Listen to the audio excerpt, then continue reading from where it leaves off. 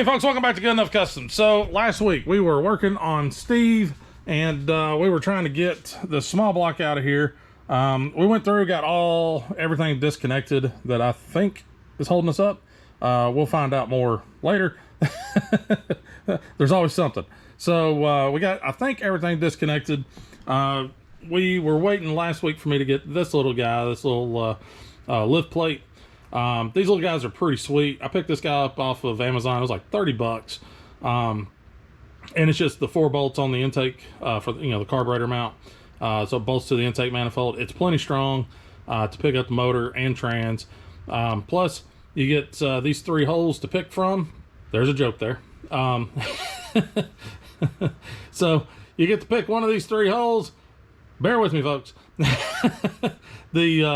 And that will dictate how your motor and trans want to, come in and out. So, a lot of times center one's going to work just fine for, just the motor. If you're doing motor and trans, a lot of times it's better to go to the back hole. Bear with me. Take the rearmost hole. God almighty, there's no way to say that. So you pick the back hole, and then you can actually, that'll bounce it out a little bit better with all that extra weight for the trans hanging off the backside of the motor. Now, if you need to really tilt this guy in, you can pick this front hole. Again, bear with me. Lord have mercy. Anyways, so yeah, you get your choice here. Now that'll kind of dictate how this guy rides. So we're probably gonna go with the back one because we got the trans hanging on the back, and that should keep it fairly level, but enough to where we can tweak and do, how we need to do to get the motor and trans out and clear the core support. Now, Steve sits so low to the ground that I cannot fit the legs to my engine hoist up underneath him if he's just sitting on the tires on the ground. Right now I got it on jack stands and they are extended way up so I can fit my big fat butt up underneath the truck. So I'm going to have to jack the truck up a little bit, lower the jack stands down to where I can actually, get up underneath, still be able to get up underneath it with the engine hoist. But that'll also give me a little lower, here on the cowl or the core support so I can get a little bit more clearance, because right now where it sits, I'm going to have to bring that motor way up, and I think it's going to be more than my engine hoist can do as far as height. So, so I got to do that. And then I guess we'll figure out where we're going from there, because there's a lot to do here. So yeah, I guess let's get to it. All right, after multiple times jacking it up, letting it down, not being able to clear, jacking it up, lowering it down, not being able to clear. Try again. So ended up having to just get rid of them up front. They're just in the frame rail behind the tire, or on the flat part of the frame right back there. Ended up having to go from my big 3-ton to my little, or 6-ton to my 3-ton, or whatever, the little guys. Got those back there, barely squeezing by the lower control arms. It's still sitting a little higher than I want, but that's as good as it's going to get. Now, when you go to getting your engine out and doing all this other stuff, be mindful, because it's going to suck this guy back into the bumper. And then you've got your jack, the jacking handle is right there. So I went ahead and I found an old license plate, swapped it out for my Good Enough Customs plate that I had up here, so I don't want to ruin it. But it's still going to be kind of up on the paint up here, so grabbed a rag, threw it in there. That should kind of keep me from just destroying the paint and also destroying my other tag. So got it hooked in. The boom on this guy isn't quite long enough. I really need another hole like right there, but at that point we're getting kind of questionable on strength. So I got the center hole. That's about as far back as I can go. I had to extend my chain damn near, well, actually the entire way out. So I'm on center hole, which may end up helping me in the long run. It won't be quite balanced right, but that might help it tilt and get that transmission pointed down a little bit so it can come out. It'd be nice if I had an extra set of hands, but it is what it is. Plenty of folks do this stuff by themselves all the time. So yeah, let's pull the motor. Getting ahead of myself, I forgot to pull the freaking motor mount bolts out. That could cause a hang up. So let me do that real quick.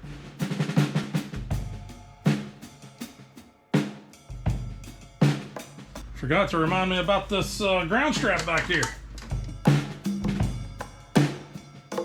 Well, I'd say it's loose. Thing just leapt forward. All right. So I can see the back of the trans. So it looks like we are off the cross member back there, which is nice. Now for the fun part. Getting this thing lifted way up in the air. Oh, these headers got to come off. Damn it. All right, so I got to pull the headers off. I was hoping to leave those on. But you can't always get what you want.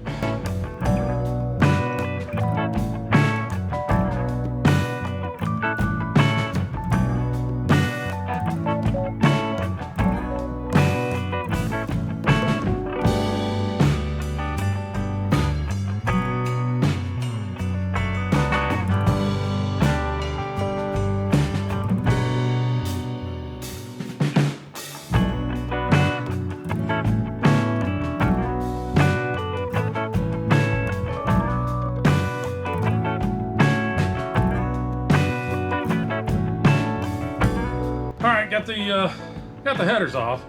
This ought to come out a little bit easier now. So, dang it, it's leaking training fluid all over my floor. Son of a gun. That's all right. I got plenty of kitty litter. All right, back to it.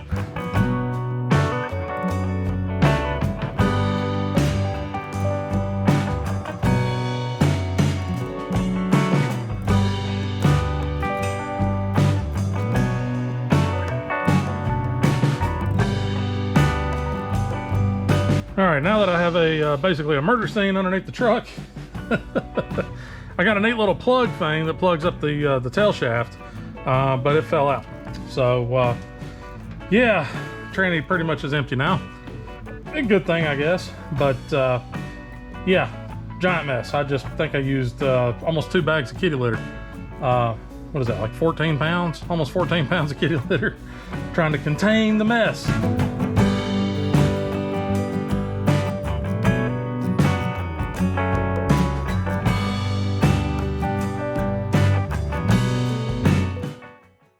All right, engine's out. Trans out too, huh? So got all this stuff sorted out. You know, it's sitting on the ground. I've got a little dolly for the transmission. What I'm going to end up doing is just pulling all the bell housing bolts, pulling the trans, leaving the torque converter hooked up, and then I'll jack this guy up and pull all the torque converter bolts off, pull the torque converter off after the fact.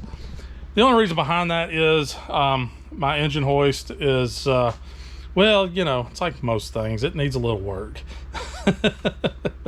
My buddy Jason sold this thing to me for a good price. Thanks, Jason.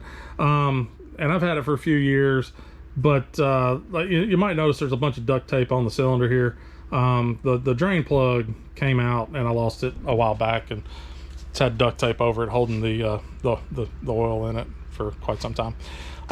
It does okay, but it's lost a bunch of oil, so it does lose pressure when it's, you know, high up and extended. So knock off the transmission, lighten the weight up a little bit. I don't have to lift it up quite as high. It should hold pressure a little bit better down low, but if I'm bringing it up here and I'm working and it's swinging and stuff, I don't want that thing to just, you know, slowly start going down or just give out completely and, you know, really hurt me or something else. So yeah, so that's kind of the plan here. Funny thing is, whenever I was pulling this guy out, y'all couldn't see it because of where the camera was, but look at my oil filter. Yeah. This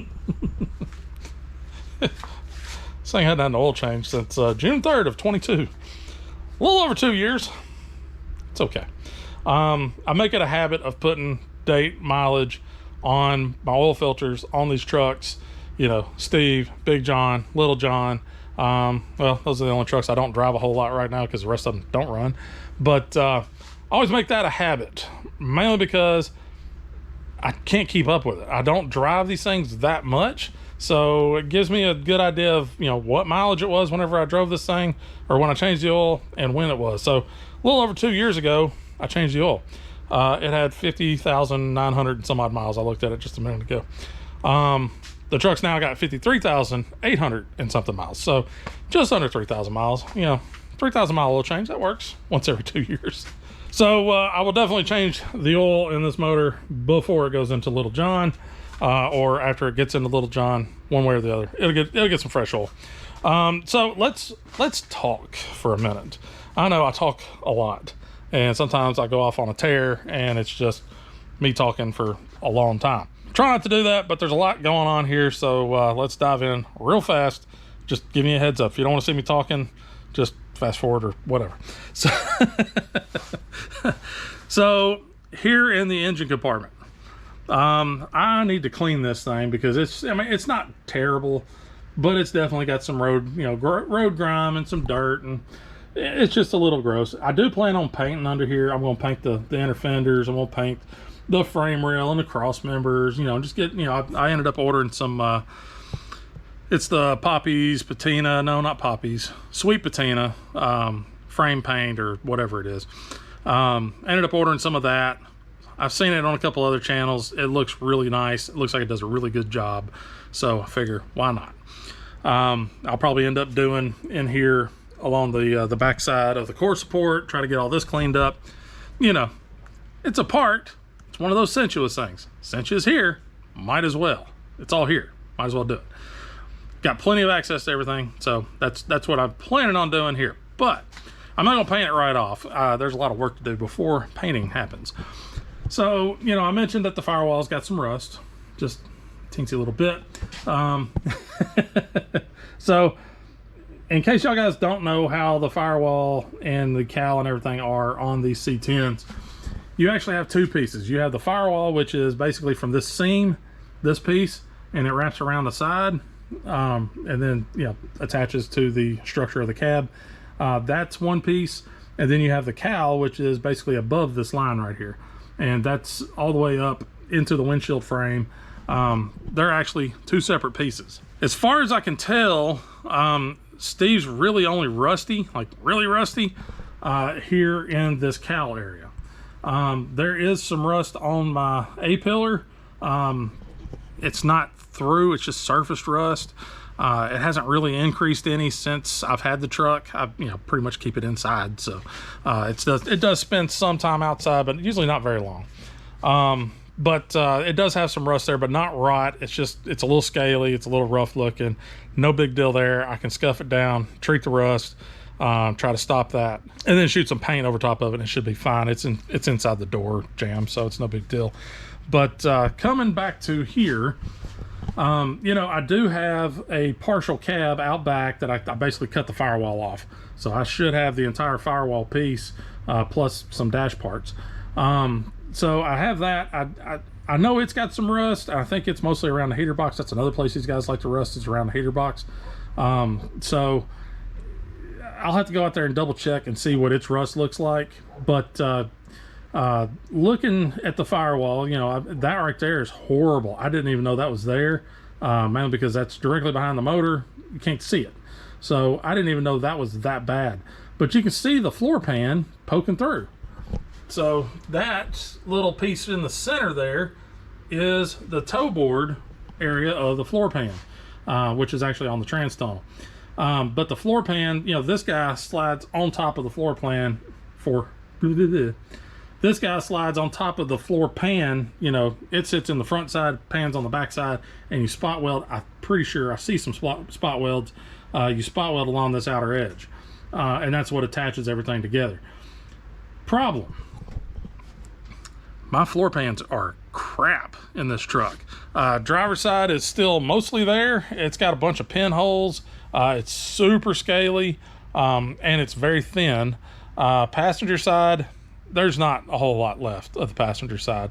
Probably some strips. I do have a piece of sheet metal I put some screws in to hold down when I first got the truck, because I had a hole about yay big. If you go from my head to my hand, it's about yay big. That's about all the metal that's left in there now, is the scrap or the piece of sheet metal that I put in. So there's not a lot left on the passenger side. And as I'm looking here, I can see I have virtually no toe board right here. There's no toe board coming up from the floor pan here. And it's pretty much the entire way across. There's not much there. Same thing over here. it's got, there's nothing really left there. I don't know how it looks on over on this side. I can't really see over there. I haven't looked. It doesn't look as bad over here as it does over here. So in order to fix the firewall, I got to fix at least the front part of the floor. But if I'm going to fix the front part of the floor, I might as well fix the damn floor. Why not? So I've actually already bought pans for this truck. I bought them a long time ago. I don't even remember if I got the full pan or if I just got the pan that just basically gets the centerpiece where it mostly rusts out. They're sitting up there somewhere. That's where most of my parts are, it seems. But I don't have anything. I do have a couple transmission tunnel covers off of four-wheel drive trucks. They're a little taller than the two-wheel drives, but I do have a couple of those, but I would still have to basically build a lot of the transmission tunnel because that transmission tunnel is also paper thin and super scaly. So I don't have a whole lot of good metal to attach the firewall where I need to repair the firewall. I don't have a whole lot of good metal to attach the firewall to. That's a problem. Same thing with the cowl. The cowl overlaps the firewall. From basically, pretty much my cowl's good, except for the seam. The seam is where it rotted out really bad. So I can pretty much cut up in here and just take out the bad metal. I think that other one that I have has that piece that's in good shape, so I should be all right there. I'll have to drill out a bunch of spot welds or knock them loose or do something like that in order to get that stuff off.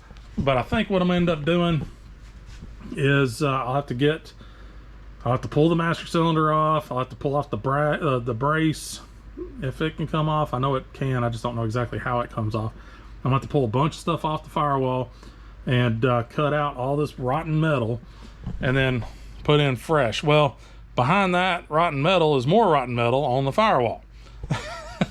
Because remember, firewall and cowl are two separate pieces. So behind the cowl on the firewall, I don't know how bad that is. Won't know until we actually get in there, until I actually cut metal and I can see what we're working with. Yeah, this is why I didn't want to pull the motor, because I knew the path it was going to take me down. And I've got a stack of license plates. I could come in here and just freaking drill them on and close up this stuff. But man, I really like this truck and I want to do it as right as I possibly can. This is my truck. I don't plan on ever selling Steve. I'm probably going to die with this truck. Not in this truck, hopefully. But I hope that I have this truck to the day I die. And this is one of those I want to pass down to Jackson and let him pass it down to his kids and stuff like that. So I want it to last a long, long time. I love this truck. It's my baby. So whenever I make a repair or I do something, I want to make sure I do it as right as I possibly can on this truck. Which I've done pretty much everywhere I've done anything. I've done it to the best of my ability at that time. Now my abilities have changed a lot over the years of working on this stuff. So I've gotten a little bit better about some stuff, but yeah, I want to make it as good as I can so it'll last as long as it can possibly last. So with that being said, this is just going to be a whole freaking mess. The floor pans are just going to be a whole freaking mess. In doing all that, I went to AMD's website. If you're not familiar with AMD, that's Auto Metal Direct. They're the guys that I bought all the floor pans for the Blazer, all those repair panels and all that stuff. Excellent products, good, heavy, thick gauge metal. It's good stuff. I think it's LMC. It actually has like two versions of things. One is like the really, really cheap tinny metal, and the other is a little heavier duty, which is a little bit more expensive, obviously. But I don't think AMD sells any of that cheap crap. They only sell pretty good quality products. And I'm not endorsed by them. I'm not sponsored by them. I wish I was. But, but they do have a damn good product that I believe in. So with that being said, I went on their website and I was just kind of looking, and man alive, they have stepped up their C10 game. They now offer a complete firewall in two flavors. They offer it in factory, and they offer it with this side smooth. Now it's not cheap, but it literally is the entire piece, and it goes on around. It has the side pieces. If you've seen these without the fenders on them, they go on around. They also tend to rust back over in these areas too. But they have this entire firewall piece. I can't remember the pricing. I want to say it was like $569, $579. I don't know, high 500s, somewhere in that neighborhood. 570, 580 bucks, something like that. Unfortunately, it is freight only for shipping, so that's going to cost, you know, a few extra bucks. Now, they do have listed an entire cowl, which again blew my mind. I was like, holy crap, they're making things that people need. This is awesome. So that tells me a couple of things. One, they care about their customers and what they want, and they know there's a market for it, so that's great. And two, they make really good products, so they know they're going to sell them. So the cowl piece that they sell is, you know, basically from this weld, you know, this line right through here, and it goes all the way up to the top of the windshield frame. So it's this entire piece. Now that one, when I clicked on the link, I don't know if it's a broken link or if they've got it kind of ready to go, but it's not quite out to market yet, but I couldn't get a price on it. When I clicked on the link for that piece, it took me back to their homepage. So like I said, either a broken link or they don't quite have it ready to go to market just yet. But they do / will have the cowl available. So that'll keep you from having to go to a junkyard or do like I did, find an old cab. I think I paid $75 for the cab, and then, you know, steal what parts you need off of it. So a lot of good stuff going there. The other thing that they now offer is a full floor pan for the 73 to 87 C10s. And it's toe board to the cab, the back of the cab where it meets up. And it also includes all of the mounting pieces, the floor supports. That's what I was looking for. It also includes all the floor supports. It also includes all the factory holes. It already has the nuts welded on. It literally is everything for you to cut the old floor out and drop the new floor in. Now y'all might be going, it's like, dang dude, you must have really studied on those pictures, or, you know, done something. No, I bought one. Yeah. Not because Steve's entire floor needs replacing. It doesn't. It's got pretty solid floors from about the seat back. They're pretty doggone solid. But I stumbled across a deal that I couldn't pass up. So AMD has the full floor pan on their website for, I think it's $750. I want to say it was like $750 or $700 or somewhere in that neighborhood. $700, $750. Again, only shipped through truck freight, so that's going to cost you, you know, $150, $200 depending on where you are in the country, or where you are from their warehouse or whatever. But I found one on Marketplace. Yeah, that's, you don't see those, but it was too good a price. I had to jump on it, so I ended up buying it. I've got this entire floor pan for Steve, and again, like I said, it's even got the lip for the firewall to mount to. It's got everything on it. All the factory holes for my seat mounts, all these, you know, all the holes, everything's there. And oh, this thing's heavy as crap. But again, has all the floor braces, everything's in, everything's welded. It's already got your nuts in for your seat mounts, for your seat belt. I mean, everything's here. It's even got the heat shields. It is a really nice piece. Now, they come in this electric coating. This one looks really chalky because the guy I bought it from had it sitting outside. That E coating, I guess is what they call it. It's not UV resistant, so yeah, it chalks up really bad. But they chalk up really bad if you leave them out in the sun. But that thing's so big, I don't have any place to put it in here. So it's sitting out there for just right now. I'm gonna end up scraping, sanding it all down and giving it a good coat of paint whenever it gets put into the truck. So the guy I bought it from also threw in a couple of fresh rocker panels and 2 cab corners, which are the big cab corners. So they are they're the really tall cab corners. So that's super nice. But he threw all that stuff in. I paid $600 for it. I mean, I had to drive an hour and a half ish to go pick it up, but $600 in an hour or 3 hours worth of driving.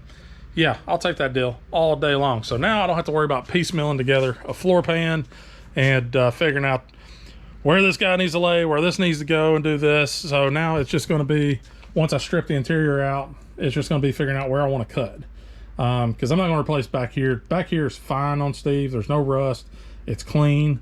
There's no issues back here. So I just got to figure out where exactly I want to cut this guy out, and move on from there.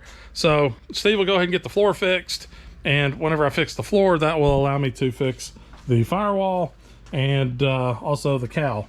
So that way all my rust issues that I really have, or at least the ones I know about, they'll all be corrected, fixed, ready to go.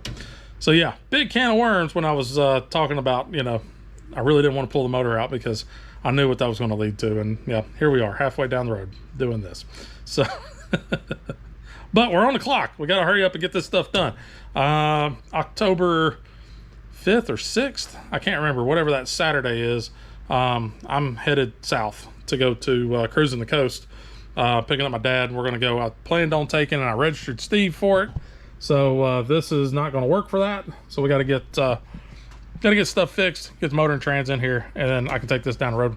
Backup plan is I take Big John, even though he's not registered. Technically, he's not supposed to be registered because it's a 90 model, and the newest you can have is an 89.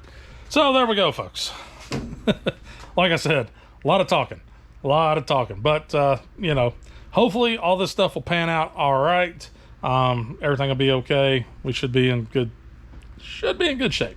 So a lot of work ahead of me to get a bunch of this stuff done. So I think I'm gonna run inside, get me some lunch real fast. It's like 1:30-ish. So I'm gonna go inside, get me something to eat, come back outside. We'll get this guy on the ground. Jackson's still home, so I should be able to shove this out and pressure wash under here, get this cleaned up pretty good, to where it's not just grimy and filthy. Every time I touch something, I pull back, grease and stuff. There's not a lot of it here, but there's enough to where, I really don't want to deal with it. So we'll probably do all that and then let it drip dry while I clean up the crime scene here on the floor, and then we'll figure out where we're going from there. So yeah, good times. All right, we'll see you here in a few. All right, so got these guys separated. Flex plate is off. Obviously torque converter's off.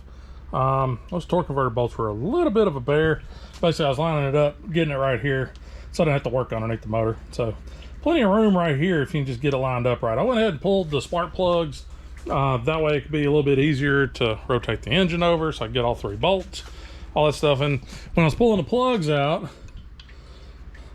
man, look at that.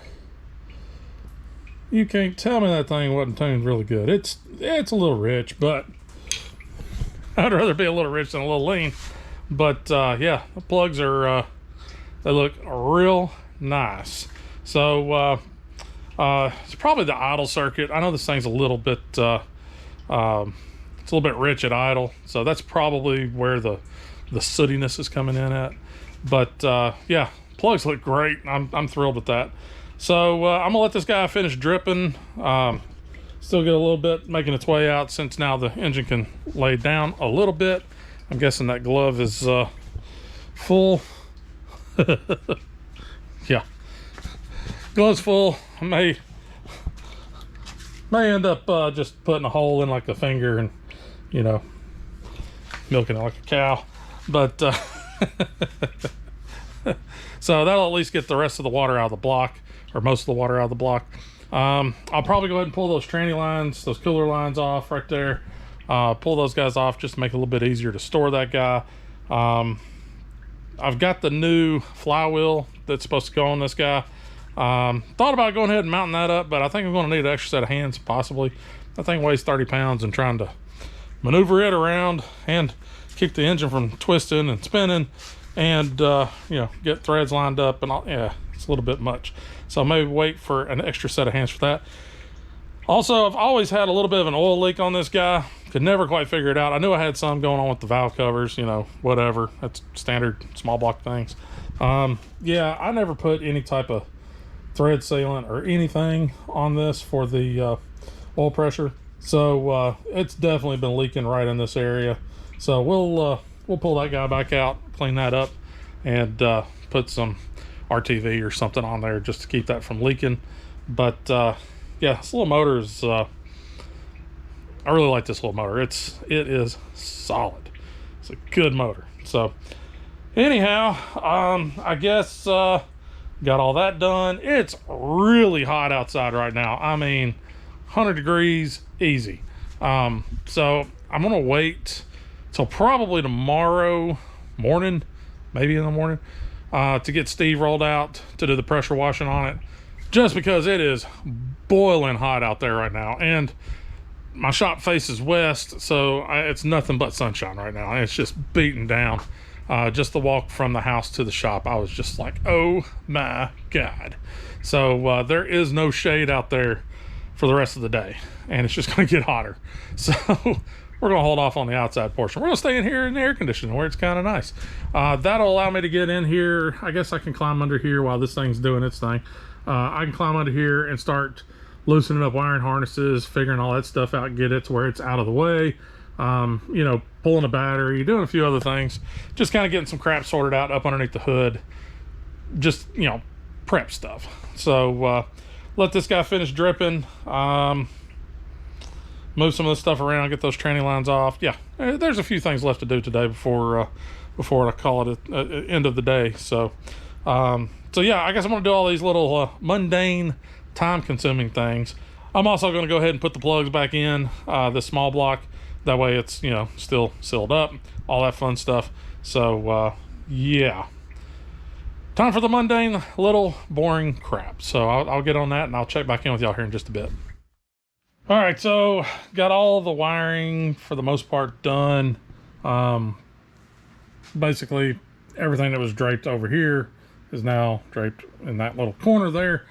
Ended up having to cut, I hated to do it, but I needed to do it. Cut my fuel level sending wire, just cut him. I tagged it on the bundle over here so that way I knew which one it was. My fuel gauge works just fine, so, you know, I'll make sure and reconnect that. But went through and sprayed all my bolts for the inner fenders. Those guys have to come out because I've got so much rust underneath that heater box, or that, you know, heater slash fan box, whatever. There's a ton back up underneath there. I've got to get that inner fender out. And then when I was over here looking, I've got the same situation here. So inner fenders have to go out, you know, come out. This inner fender looks fine. There's a little rust on the backside underneath, you know, in this neighborhood over here in the wheel well area. This guy, you know, like they all do, it's rotted out right here. Directly underneath the battery tray, and you know, the battery tray is yeah, it's basically left the chat at this point. So I went to AMD's website, like I said, good products. Ended up going ahead just ordering 2 new inner fenders, a new battery tray, and a new battery tray bracket. So, you know, battery tray bracket, battery tray. Went ahead and ordered those. Also went ahead, I don't know if I'm going to need them 100%. Pretty sure I am. Not 100% yet, but inside the cab where the kick panels are, I went ahead and ordered those. They weren't that expensive. They're like 20 bucks a piece, something like that. So I'll have them if I need them, and if I don't need them, that's fine. I can send them down the road to somebody else, or I'm sure eventually I'll have something that will need them. So I've gotten done pretty much everything I can get done tonight. You know, I still got to put the truck back on the ground and get these jack stands out. I do have to tie up the passenger side exhaust. It doesn't have anything holding it up on the front. The back's still, you know, hooked and tied up, but the front's not. So I'll have to swing that so I don't drag it, then lower the back end, and we can push this guy out tomorrow morning when it's a little bit cooler outside. I will end up having to pull that heater box off. Went ahead and soaked down the bolts that I could find for it. I've never pulled that off before, so don't know what all's involved there. Oh, I did go through along this edge here, right where the cowl meets the firewall, and knocked a bunch of the seam seal out. It was really, really dry, and really, really hard, so knocked a bunch of that stuff off. It came off in strips. So I pulled all that stuff off, and then that kind of gives me a little window into the rust on the firewall side of this that's beneath the cowl. You can see this white wire here. I had completely forgot I did this. I'm an idiot, but yeah, I did that. The white wire actually runs through a rust hole through the firewall. I think to the fuse panel. I think that's what I had originally hooked up for my electric choke. Not 100% on that. I can't remember what that wire was hooked up for. It's cut on the end or pulled out, so I'm thinking that was the other end of my electric choke. So yeah, that runs through a hole in the firewall. Not a drilled hole, just a rust hole. So so there is definitely some damage underneath the cowl. That part, looking at it, doesn't look like it's gonna be too bad to repair if I need to repair those pieces. It's just rounded edge. Realistically, it doesn't even have to be rounded. It's behind the cowl, so it could leave it sitting high. That way water doesn't have a place to go and, you know, sit and get trapped in. I don't know. It's just one of those things. Thinking about it, it's like, yeah, could make it to where it flows backwards, you know, raise that edge up a little bit so it pushes the water back, so it runs back down and drains out, you know, at the back of the fender like they're supposed to, rather than letting stuff sit up here and just, you know, hold moisture and rust out. So I don't know. We'll find out and figure that part out when we go to cutting some metal here. But yeah, pretty much squared away for the night. So I'm going to go inside, get a shower, and chill out for the rest of the evening. And I'll be back out here in the morning. We'll shove this guy outside, give it a little high pressure washing. Maybe before I take it out, I'll get the, if these bolts will let me, I'll go ahead and pull the inner fenders and the battery tray, get these guys pulled out. That way it's just one less piece I got to worry about. But I don't know. We'll see about all that in the morning. All right, next day, much cooler out. Went ahead, rolled Steve out, went ahead and sprayed down just full strength degreaser. Got to be careful with that because it will pull paint. So I went ahead and sprayed this area down with 100% degreaser, letting it soak in just a little bit. But I got to move a little quick. It's starting to dry on, well, I'm not too worried about the paint up here on the firewall, because that's going to all be pretty much different color later. Anyways, got it all sprayed down, letting that stuff do its thing, and fixing to get the power washer, pressure washer, what have you. Fixing to get that guy fired up and get in here and really get some of the grime and grease and grit and crap off.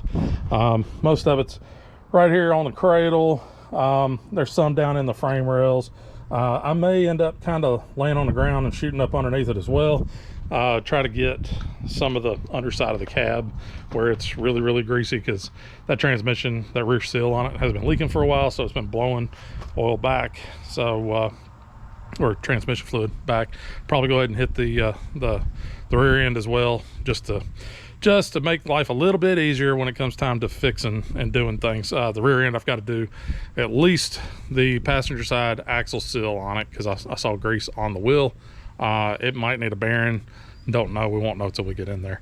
But that is secondary to all this. So all right, I guess I'm gonna get the pressure washer going and get to it.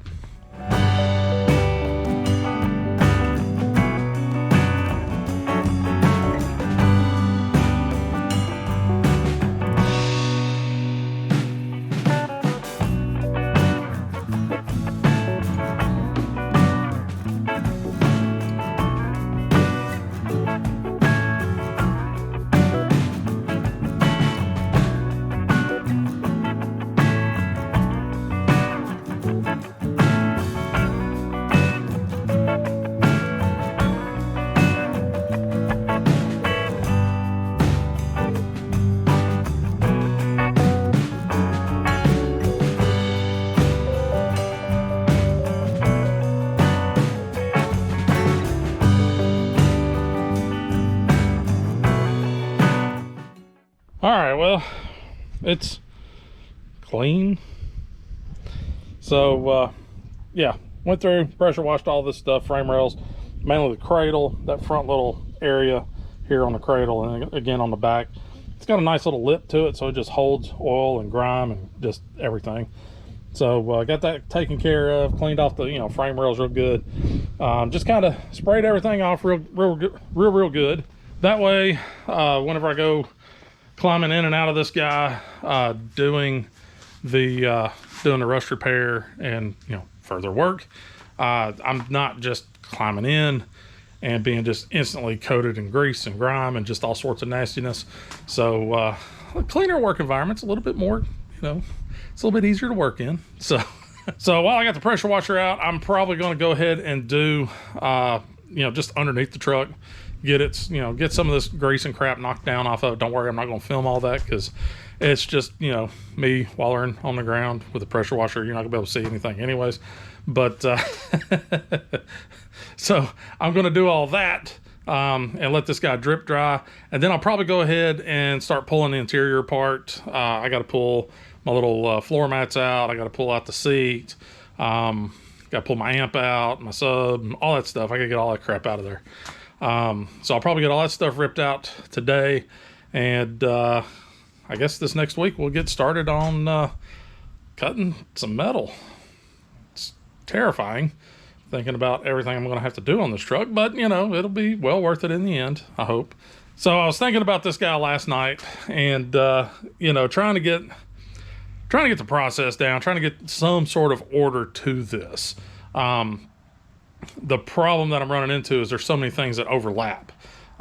You know, you got the cowl that overlaps the firewall, that overlaps the floor, and then you know, all that mess. So I think we're gonna have to work it backwards in order to have something for the firewall to tie to. I'm gonna need a floor, plus that'll help me to locate the bottom side of the firewall so it's not sitting, you know, cockeyed, crooked, whatever. So I think we're gonna start on the floor, get that part cut, get that part sorted out, and that's going to take some figuring because I'm losing all my forward mounting locations. So maybe some jack stands holding it up or something. We'll figure that part out. But yeah, it looks like we're going to start cutting the floor. From the floor, then we'll work on the firewall. Probably go ahead and do the firewall and the cowl kind of at the same time. But we'll have to work on the firewall first and then the cowl. So yeah, there's a lot to all this, but you know, what are you gonna do? It's got to get done. And I like the way the patina is laid out on this guy. I don't want to try to faux tina a fresh cab. I mean, that has been an option. Get a better cab, slap it on there, do similar paint type thing on it. I don't want to go through all that. It's just got such a nice, natural look, and it's hard to replicate that because it always ends up not looking natural. So with that, I guess we're going to wrap this one up. I do appreciate y'all guys watching. Be sure to tune in next week because, like I said, we're going to start cutting, and we're going to do some floor pan repair. Probably that's all we'll probably get to next week, floor pan, because that's going to take some time. And then we'll move on to firewall, cowl, and then we'll get back to doing the motor thing. which shouldn't be nearly as bad, you know, because it's a big block Chevy. It should just sit right in. The only gotcha there is the 4L80. I'll probably have to pull my trans cross member out, relocate it back, I would imagine. Then I gotta get a trans controller, probably a TPS. So I don't have the budget for full bore fuel injection just yet. So we'll probably just rock a carburetor, and I'll pick up a trans controller, but I'll have to have a TPS to properly work the trans controller. So I know they make kits, but you know, it's down the road a little ways. I do appreciate y'all guys watching. If y'all want to follow me on social media, that information is listed in the description. If you like the video, be sure to hit that like button. If you made it this far and you haven't subscribed, go ahead and subscribe. It helps to grow the channel, helps to get it out there. Helps to make this a little bit more fun for me. Questions, comments, concerns. Hey, if you see something on here that I could do a little bit different, let me know. I'm open to options here. This is, while floor pans, it's not going to be the first for me. It's going to be the first time doing firewall and stuff. Yeah, I'm going to learn a lot. Hopefully y'all guys will too. But if you see something, question, comment, concern, better way to do things, drop that down in the comments. I do read them all. So I do appreciate y'all guys watching, and we'll see y'all guys next time. And just remember, folks, ain't got to be perfect, just good enough. Y'all take it easy, and we'll see you next time.